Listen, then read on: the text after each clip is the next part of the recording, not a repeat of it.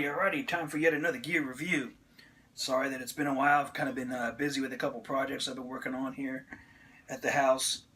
Some commission repairs and builds and stuff for other people. But it's time for yet another gear review. This time we're going to do a first for the channel. We're going to review a bass. Now, my good friend, who I've done some guitar work for, and actually featured some of his guitars here on the channel, gifted me this awesome little bass. Now, what is this? Is this a Music Master? Is this a Mustang bass? It's kind of like a hybrid, huh? Alas, it's just a Squier Bronco bass that I just got done doing some modifications to. If you're looking up the Bronco bass, it has a white pickguard, just a single coil pickup in there, and you know, a volume and tone. But you know, I wasn't happy with the look of that, so I decided to kind of vintage it up a little bit. My buddy actually brought this bass over to me about 2 years ago to work on. I put this, I think it's called a quarter pounder pickup in there, because he said the pickup that came in, it's just like a Mustang guitar pickup. So while I didn't hear it, I imagine it has a pretty thin sound. It's not going to really be very boomy. So I put this quarter pounder in there, and it sounds great. You know, you just heard a little bit of it. Now I'm just playing through a guitar amp because I don't have a bass amp around here right now, but you still got a basic sound of the pickup.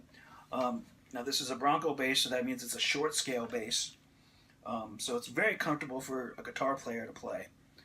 If you're a guitar player looking for a bass to do some writing with, which is what I wanted, this is really, really great feel for you, because it's not quite as long as a full scale bass, and so when you pick this up, it's just going to feel a little bit more familiar and comfortable to your hands.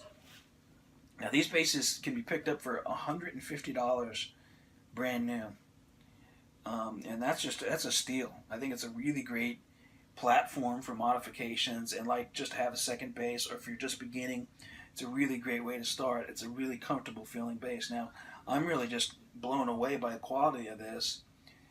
The neck, as you can see, it's a maple neck, but this one's like a bird's eye maple neck. It's just gorgeous.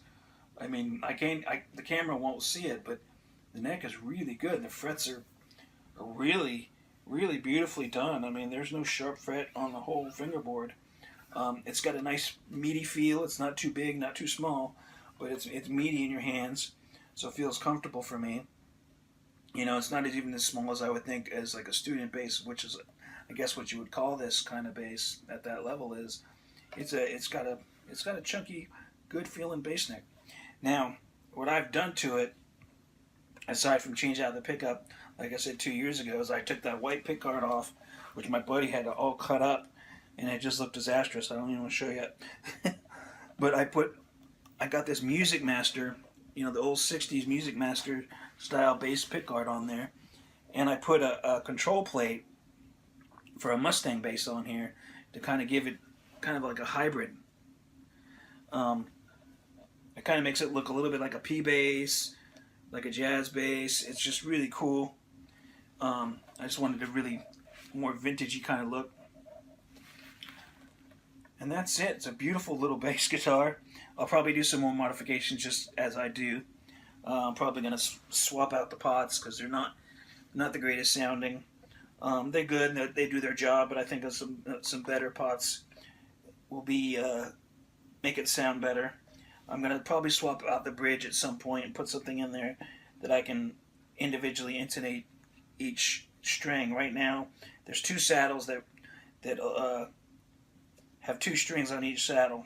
You know, much like like an old school Telly ashtray saddle.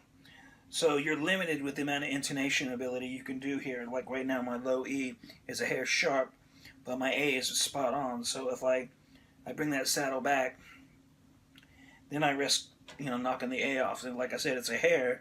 It's enough to bother me. You can still play it and you'll be okay, and most people won't notice. So at some point I may replace that. But that's it. My buddy did a cool little modification. At first I was going to take it off. You can see it's like a little dowel on here. It's just a thumb guard that he put on there, and I was going to take it off.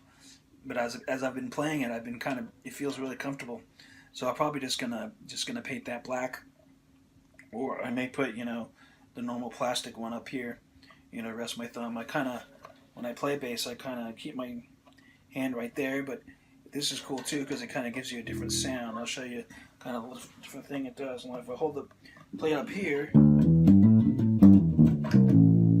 it's really bottom endy and throaty. But if I play down here, it's a little bit more high end and cutty, which is cool. So it gives you a different feel.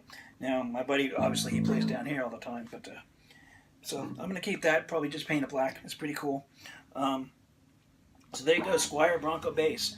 I don't believe these are made of basswood like most low end Squiers. I think this one's called.